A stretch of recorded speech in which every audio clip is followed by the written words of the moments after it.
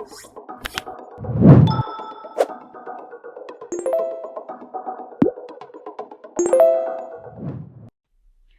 எல்லோருக்கும் வணக்கம். கேரளாவிலே நேற்று ஒரு பெரிய சந்தோஷங்க.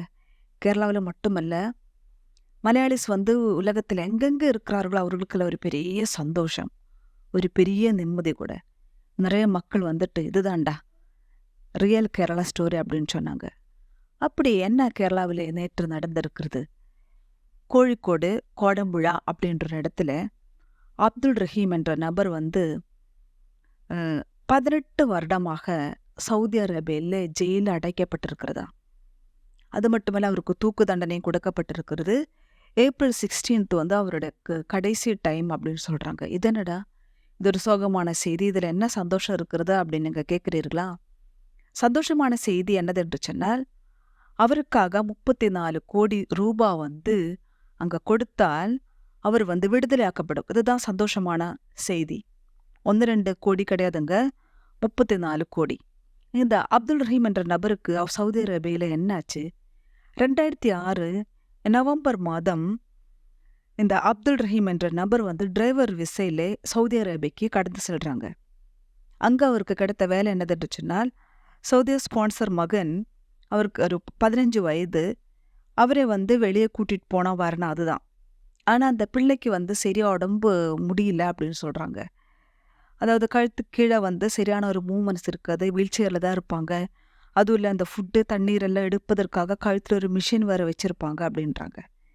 இப்போது இவர் 2006 டிசம்பர் மாதம் இந்த பிள்ளைய காரில் கூட்டிகிட்டு போகும்போது தெரியாமல் இந்த அப்துல் ரஹீம் இருக்குல்ல, அவங்களோட கையை தட்டி அந்த பிள்ளையோட மிஷினில் தட்டுறாங்க.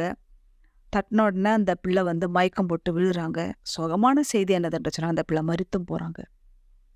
ஆனால் தெரியாமல் தான் அது நடந்திருக்கிறது. ஆனால் அந்த சவுதி ஃபேமிலி அப்துல் ரஹீமை மன்னிக்கவே மாட்டேன் என்று சொல்லி ஜெயிலில் போட்டு வச்சாங்க. 1-2 வருடம் இல்லைங்க, 18 வருடமாக இந்த கோர்ட்டில் இந்த கேஸு போயிட்டு இருக்குது. 3 தடவை அவருக்கு தூக்கு தண்டனை கொடுக்கப்பட்டிருக்கிறது. அது தள்ளி வைக்கப்பட்டிருக்கிறது. கடைசியாக ஏப்ரல் 16 அப்படின்னு ஒரு கடைசி நாளை குறித்து வச்சாங்க. இப்போ கடைசியில் கோர்ட்டில் கேஸு போகும்போது இந்த மன்னிப்பு கொடுக்க முடியுமா அப்படின்னு கேட்டிருக்காங்க. அப்போ அந்த டைமில் கடைசி இந்த சவுதி ஃபேமிலி என்ன சொல்லியிருக்கிறாங்கன்னா, நீங்கள் இந்த பிள்ளைக்கு பிளட் மணியாக 34 crore நீங்கள் கொடுக்க வேண்டிருச்சுனால் நாங்கள் மன்னிக்கிறோம் அப்படின்னு சொல்லியிருக்கிறாங்க. சரி, இந்த செய்தி கேட்ட உடனே ரியாதில் இருக்கிற ஒரு கூட்டம் மலையாளிஸ் அவருக்காக ஒரு ட்ரஸ்ட்டு ஃபார்ம் பண்ணுறாங்க. ஒரு ஆப், அதாவது சேவ் அப்துல் ரஹீம் அப்படின்னு சொல்லுகிற ஒரு ஆப் கிரியேட் பண்ணுறாங்க. அவருக்காக ஃபண்டு சேகரிக்க ஆரம்பிக்கிறாங்க. ஆனால் இந்த செய்தி பெருசாக ரீச் ஆகலை. இது இந்த டெலிவிஷன் சேனல் சரி, இந்த சோஷியல் மீடியாவும் சரி, சொன்ன உடனே இது எல்லாருக்கும் தெரிய ஆரம்பிக்கிறாங்க. அது மட்டுமல்ல, அப்துல் ரஹீம் அவங்களோட அம்மா விடுகிற கண்ணீர் எல்லோரையும் உள்ளத்தில் தொட்டது. சொல்கிறாங்க, யோசிச்சு பாருங்க, அப்துல் ரஹீம் 2006 போகும்போது அவருக்கு 26 வயசா. அதிலிருந்து அந்த அம்மா அந்த பிள்ளையை பார்க்கும்படியாக அவளோட நமக்கு தாயுள்ள நமக்கு எல்லாருக்குமே தெரியும், ஒரு பிள்ளை குடும்பத்தை காப்பாற்றும்படியாக புறப்பட்டு போய் அந்த ஜெயிலில் அடைக்கப்பட்ட மரண தண்டனைக்கு ஆளாகிறாங்கன்னு சொல்லும்போது இவ்வளோ துக்கமான செய்தி வேறு ஒன்றுமே கிடையாது. அவங்க ஃபேமிலி சொல்கிறாங்க, நாங்கள் இது ஒரு பெரிய அமௌண்ட்டு, இது ரீச் பண்ண முடியும்னு நாங்கள் கனவில் கூட பார்க்கல. அதாவது இந்த ரம்தான் பெருநாள் வந்தது இல்லையா, அதுக்கு முன்னாடி கூட ஒரு 3 crore அந்த மாதிரி தான் வந்திருக்கிறாங்க. ஆனால் இந்த செய்தி சோஷியல் மீடியாவில் சரி, டெலிவிஷனில் சரி பார்த்த உடனே நிறைய இடத்துல இருந்து கேரளா மக்களெல்லாம் ஒன்று சேர்ந்து, அதாவது சாதா மக்களிலிருந்து பிரவாசி மலையாளிஸ் இருக்கும் இல்லையா, இந்த இந்தியாவில் வெளியே இருக்கிற மலையாளிஸ் எல்லாமே சேர்ந்து 34 கோடி ரூபாய் நேற்று ரீச் ஆகிருக்குறாங்க.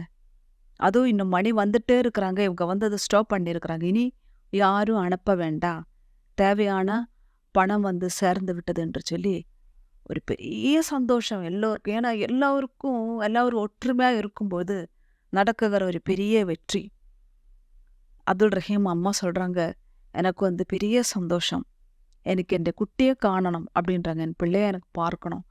ஆனால் இன்னும் நிறைய ப்ரொசீஜர் இருக்குது. இந்த மணியெல்லாம் இந்தியன் எம்பசியை அவங்க கையில குடுக்குறாங்க. இன்னும் கோர்ட்ல கேஸ் போயிட்டு இருக்கு. அது மட்டுமல்ல, அந்த ப்ரொசீஜர் எல்லாம் நடந்து அப்துல் ரஹீம் ஊருக்கு வந்தா தான், அவங்க ஃபேமிலிக்கு பெரிய நிம்மதி. கேரளா மக்கள் எங்கெங்க இருக்கிறதோ அவங்களெல்லாம் அப்துல் ரஹீம் வரவுக்காக எதிர்பார்த்து கொண்டிருக்கிறோம். ஒற்றுமைன்றது ஒரு பெரிய ஒரு ஸ்ட்ரென்த் இல்லையா? அது நம்ம ஃபேமிலியில இருந்தாலும் சரி, நாட்டா இருந்தாலும் சரி, படிக்கிற பள்ளிக்கூடமா இருந்தாலும் சரி, வேலை செய்யற இடமா இருந்தாலும் சரி, எங்க இருந்தாலும் ஒற்றுமைன்றது பெரிய ஒரு ஸ்ட்ரென்த்.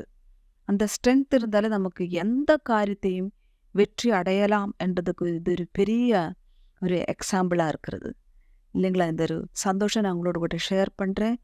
அது மட்டுமல்ல, அடுத்த நிகழ்ச்சிக்குள்ளாக நம்ம போகும் வரைக்கும் எல்லோருக்கும் வணக்கம்.